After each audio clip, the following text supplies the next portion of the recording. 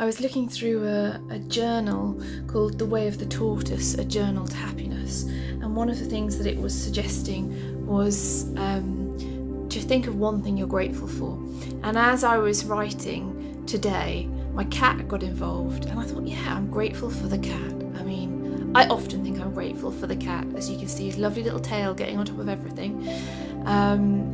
But I thought, yeah, I'll literally just write about it. I'm not going to be sort of feel like it's inconsequential or like my gratitude for the cat is insignificant. I'm actually going to just create a page about him, about how grateful I am for him and for him being part of my life.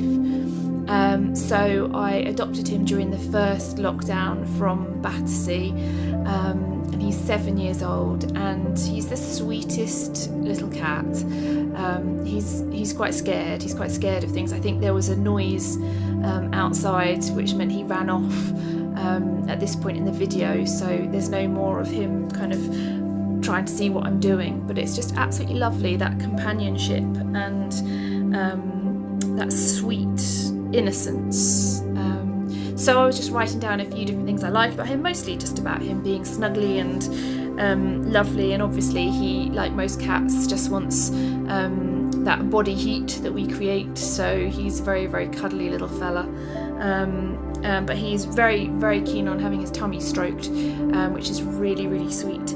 And so, yeah, basically you just choose whatever your thing is. So it could be a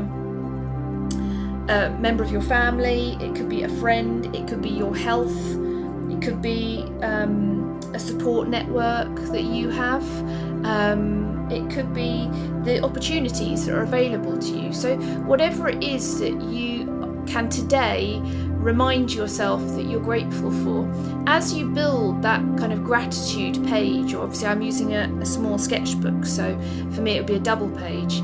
As you build it up and kind of focus on particular words, so there you can see I'm highlighting particular words, I'm making those stand out even more, and they're those lovely feelings, those feelings of caring for or being cared for, of warmth, and of a confidence that your pets might have in you, but obviously it could be your friend might have in you, or confidence you have in your friends. Then I just keep building up. So, you know, never be precious about what's already on the page. I think that's a really key thing for something that's a kind of a mental health journal, is you might want to work over things, you might want to cover things. So as long as I'm not particularly precious as I go, I know I can keep building up. You know, each stage only takes me maybe, you know, well, if I'm writing words, it might only take me a few minutes. I can always just write additional words, as you can see, over the top as I add additional visuals into it. So, you know, I'm highlighting some words, making them stand out more, but then there might be other words that I come back to, like the word grateful, which I'll come back to in just a moment. But always when I'm cutting things out, if I print things off, if I cut something out, I'll use up all the little bits and pieces just in different ways. So if I cut a section off a photograph, I might reuse that section just for little cubes of colour in the background, or little strips that look like they're sort of borders or frames, and that can make things stand out even more.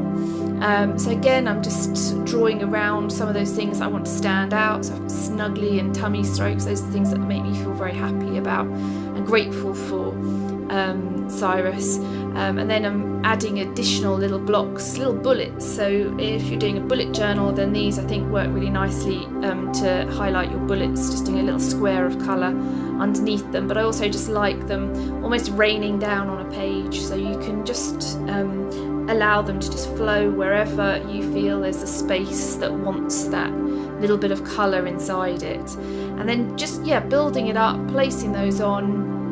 You can write inside them, you can leave them blank, totally up to you. You can do a mixture of both. And then over the top of the word grateful, which I thought for starters I'd just kind of made the wrong shape for the R, but also I wanted grateful to stand out even more. So I printed the word off and then cut that out and placed it on top. and just really wanted to get to the stage where I thought, you know what, I really like that as a visual.